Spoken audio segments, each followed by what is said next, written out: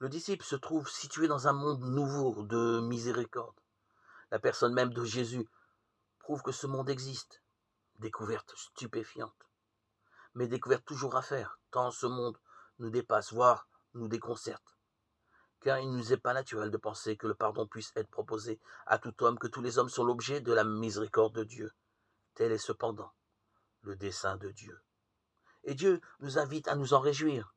Joie de savoir que, s'il le veut bien, le plus grand des criminels peut être accueilli par Dieu, qui n'est pas d'exclu de la miséricorde, qui n'est pas pour Dieu de cas désespérés. C'est une joie qu'il faut apprendre à goûter.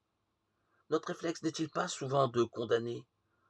Nos actes nous suivent. Et c'est en vertu de ce principe que l'on ne revient pas sur son jugement.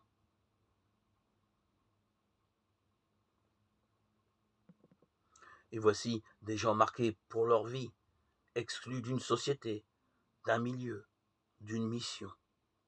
Dieu n'agit pas ainsi. Pour lui, notre passé ne nous suit pas. Il est toujours possible de repartir à zéro. C'est l'un des aspects capitaux de la libération qu'il nous apporte. La libération de notre passé. Quel événement dans la vie d'un homme que de pouvoir se dire « Je peux tout recommencer, mon passé n'existe plus ». Événement permanent pour le disciple qui croit en la réalité de l'amour de Dieu.